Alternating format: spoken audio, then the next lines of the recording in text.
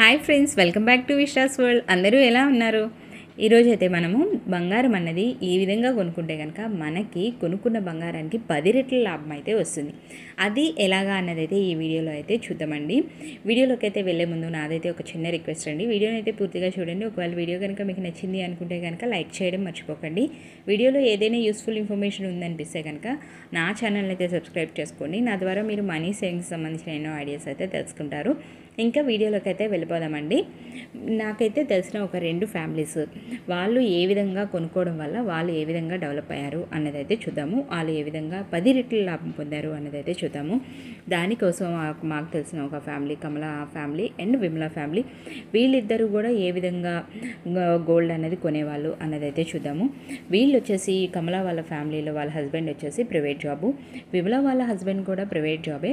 కానీ విమలా వాళ్ళ హస్బెండ్ ఏంటంటే కొద్దిగా పెద్ద జాబు, వీళ్ళకి కొద్దిగా ఇన్కమ్ అనేది ఎక్కువ. వీళ్ళకి వచ్చేసి కమలా వాళ్ళకి వచ్చేసి 2 మగపిల్లలే, విమలా వాళ్ళకి కూడా 2 మగపిల్లలే. అయితే వీళ్ళకి ఏంటంటే బాగా ఇద్దరికి కూడా, ఆడవాళ్ళిద్దరికి కూడా బాగా గోల్డ్ పిచ్చి. ఇంకా గోల్డ్ ఏదైనా సరే కొద్దిగా సంవత్సరానికి ఒకటైనా సరే ఏదైనా చిన్నదో పెద్దదో ఏదో ఒకటి గోల్డ్ ఆర్నమెంట్స్ అనేది వీళ్ళకి కొనడం అనేది అలవాటు. అట్లాగా పోటీగా గోల్డ్ ఆర్నమెంట్స్ అనేది బాగా కొనుక్కునేవాళ్ళు. కమలా వాళ్ళ ఫ్యామిలీకి, విమలా వాళ్ళకి వాళ్ళకి వచ్చేసి ఇద్దరికి కూడా ఓన్ హౌసే. ఇంకా కమలా వాళ్ళు ఇంకా కొంటా ఉన్నారు. ఆవిడకి ఏంటంటే ఒకరోజు ఇలా గోల్డ్ కొనుక్కుంటున్నాం కదా, బాగుంది, అంతా బాగుంది అని చెప్పేసి వాళ్ళ హస్బెండ్ని వెళ్ళి ఆవిడ ఏమడిగిందంటే, ఏమండి ఒక ల్యాండ్ తీసుకుందాము అని అడిగింది. వాళ్ళ హస్బెండ్ అన్నారు, ల్యాండ్ ఏంటి, ఇప్పటికిప్పుడు ల్యాండ్ తీసుకుందాం అంటున్నావు, ఎలా కుదురుతుంది, ఇప్పటికిప్పుడు ల్యాండ్ తీసుకోవాలంటే కొన్ని ల్యాక్స్ కావాలి కదా, ఒక 5-6 లక్షలైనా కావాలి కదా అని. ఎందుకంటే ఇది ఒక 10 years బ్యాక్ కాబట్టి అట్లీస్ట్ 5-6 లక్షలకి అవుట్స్కట్స్లో అయినా సరే వచ్చేది ల్యాండ్. అలాగా ఆవిడ అనింది. అంటే వాళ్ళ హస్బెండ్ అన్నారు, కుదరదమ్మా, అలాగా అన్ని ల్యాక్స్ అంటే మన చేతిలో ఇప్పుడు లేవు కదా అన్న. అంటే వాళ్ళ ఆవిడ ఏమందంటే కనుక, లేదండి మన దగ్గర గోల్డ్ ఉంది, దగ్గర ఒక 20 కాసుల వరకు గోల్డ్ ఉంది, అంటే 160 గ్రాములు అనమాట గోల్డ్ ఉంది కదా. ఆ గోల్డ్ని మనం తాకట్టు పెట్టామనుకోండి, మనకు ఒక అమౌంట్ అనేది వస్తుంది. ఆ అమౌంట్లో ఏమైనా కొద్దిగా తక్కువ అయితే కనుక మనం కూడా కొద్దిగా ఎంతో కొంత అమౌంట్ మనం అడ్జస్ట్ చేసుకొని వేసుకొని ల్యాండ్ అనేది తీసుకుందాము, ల్యాండ్ మీద ఇన్వెస్ట్ చేసుకుందాము అని చెప్పేసి అనింది. అంటే వాళ్ళ హస్బెండ్ ఏమన్నారంటే, అప్పు చేసుకున్నామా అని చెప్పేసి వాళ్ళ హస్బెండ్ కంగారు పడ్డారు. అంటే ఆవిడ ఏమందంటే, లేదు మనం ఎలా అయితే ప్రతి సంవత్సరం కొద్దిగా దాచుకొని గోల్డ్ కొనుక్కుంటున్నామో ఆ అమౌంట్ మనం ప్రతి నెల అప్పు కట్టేసుకున్నట్టయితే కనుక మనకి తొందరగా గోల్డ్ బయటకు వచ్చేస్తుంది. మనము అప్పు చూసి భయపడకూడదు, మనకి నెమ్మదిగా మనం కాన్ఫిడెంట్గా నెమ్మదిగా ఆ లోన్ ఏదైతే ఉందో అది క్లియర్ చేసుకోవచ్చు అని చెప్పింది. అయితే ఈ విషయాన్ని ఆవిడైతే విమలాకు కూడా చెప్పింది. మేము ఇలాగ బ్యాంక్లోని గోల్డ్ పెట్టుకొని మేము ఇలాగా అప్పు తెచ్చుకొని ల్యాండ్ మీద ఇన్వెస్ట్ చేసుకుంటున్నాము, ల్యాండ్ అయితే తీసుకుంటున్నాము అని చెప్పింది. చెప్పితే విమలా వాళ్ళు ఏమన్నారంటే కనుక, అదేంటి ఈ చేతిలో డబ్బులు ఉన్నప్పుడు తీసుకోవాలి కానీ డబ్బులు లేనప్పుడు అప్పు చేసుకొని మళ్ళీ దానికి వడ్డీలు కట్టడం అవన్నీ కూడా అవసరమా?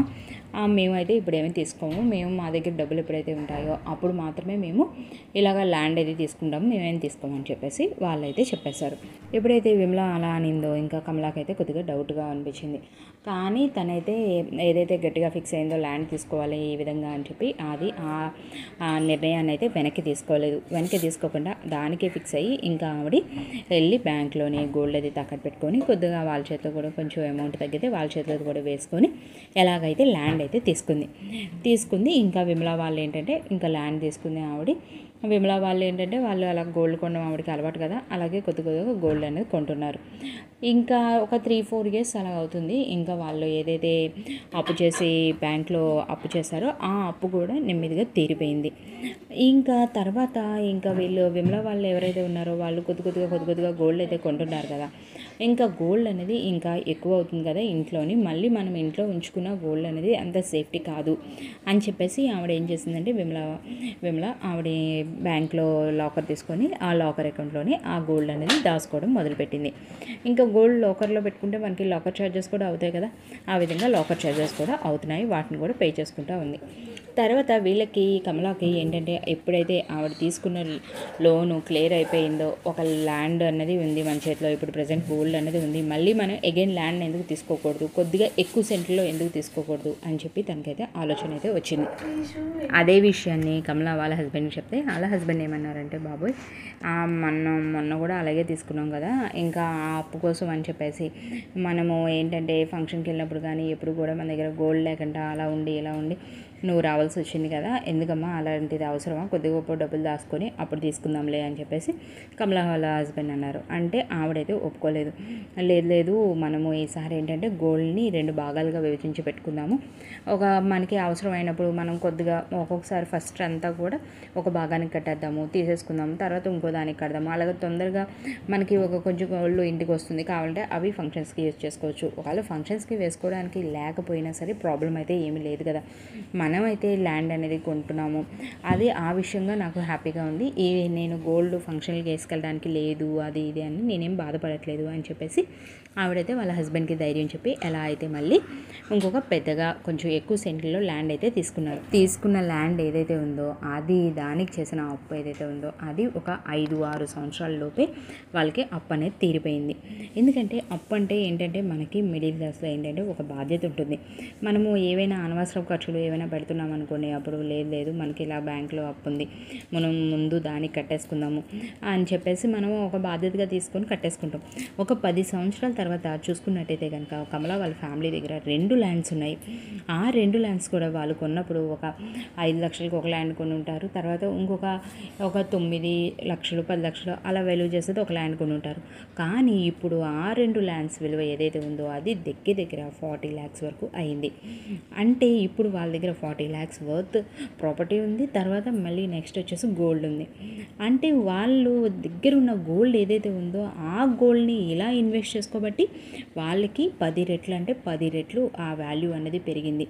అంత లాభం అన్నది ఎలా వచ్చింది, అది రియల్ ఎస్టేట్ మీద ఇన్వెస్ట్ చేసుకోబట్టే కదా. అది విమలా వాళ్ళకి ప్రజెంట్ ఏంటంటే వాళ్ళ దగ్గర ఏముంది, ఆ గోల్డే ఉంది.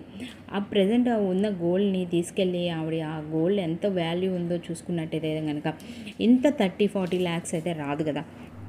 ఇట్లాగా కమల వాళ్ళ ఫ్యామిలీ ఎవరైతే ఉన్నారో వాళ్ళు ఇంత మంచిగా ప్లాన్ చేసుకోబట్టి ఆ గోల్డ్ ఏదైతే కొన్నారో ఆ గోల్డ్ని ఇట్లాగా మళ్ళీ తిరిపి ఇన్వెస్ట్ చేసుకోబట్టి వాళ్ళకి ఇంత లాభం అయితే వచ్చింది కదా.